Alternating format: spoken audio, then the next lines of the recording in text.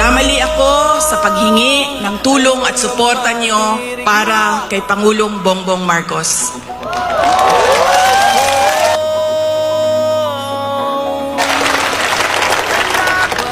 I was on the mistaken belief that we were together on the platform of unity and continuity.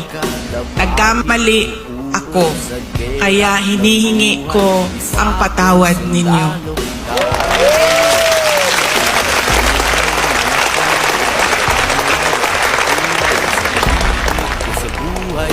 You know, this has been going on for 9 days. Ang assault sa inyong Kingdom Nation.